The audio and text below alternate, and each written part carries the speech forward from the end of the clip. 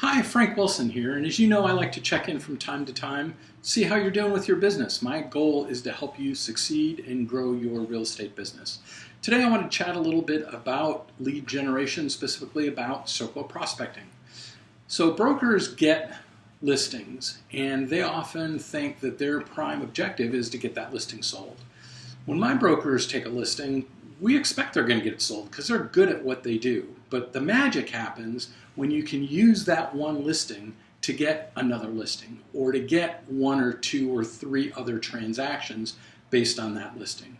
You see, whenever you get a new listing in a neighborhood, your sign pops up.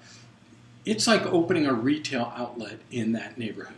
So let's say you've got 5 listings. That means you've got 5 retail outlets for your brand in various parts of the community. And that's just a great opportunity for you to reach out to the community and talk about the product that you've got. You're able to communicate with neighbors about that listing. So when you call someone or you knock on their door, they're already interested in what's happening. I mean, let's face it, if you own a home and you see a sign go up in your neighborhood, the first thing you're going to wonder is, gosh, I wonder what they're selling that house for. Or our house is like their house. I wonder if they're getting X, maybe we can get X plus 10.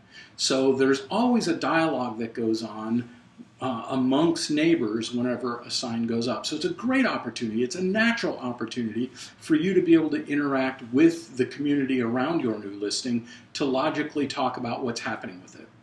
Also, as a side note, because I'm always about offering value, for those neighbors, whatever that house sells for will affect the value of their home and the taxes they're paying. Because as you know, whenever the county sends out an assessor, or in Kitsap County, we're broken down into 5 different districts, so an assessor only goes out actually once every 5 years, but in between time, they had a formula to figure out the assessment for that property. Whatever that house that the sign just popped up on sells for is going to affect the value of your home and the taxes you're paying. So there's a lot of great information there that people naturally want to know. So let's talk about circle prospecting. So circle prospecting starts when you first get the listing.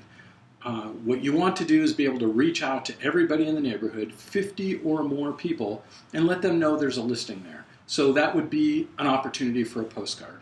I always like to send postcards out on Monday and then make phone calls or door knock on Thursday and Friday. Now I know postcards are old school, but it's still a very efficient way to reach out and touch people. So the whole concept of this circle prospecting program is just listed postcard followed up by a phone call. Invitation to an open house, invitation for neighbors only part of the open house, seller listing launch type of an open house. That goes out via postcard, and then that's a great opportunity to door knock the neighborhood and talk with people and invite them to the neighbors only sneak preview open house that's coming up this weekend.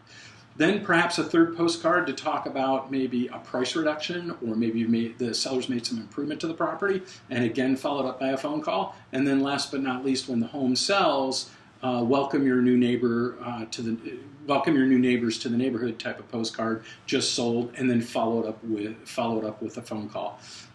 Pretty much my rule of thumb is if you're going to take the time and money to mail something out, you might only get a 1 or 2% response rate. You quadruple that response rate if you then follow up with either a door knock or a phone call.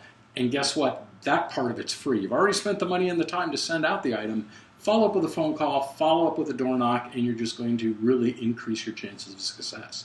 So in a nutshell, circle prospecting is as simple as talking about something that people already want to know about what's going on in the neighborhood anyhow, 4 postcards, 4 contacts. Personally, I've always found that with 50 people, I typically ask them as I interact with them, do you know of anybody thinking about buying or selling any real estate? How about you guys? Do you think you're going to be selling in the next year or 2?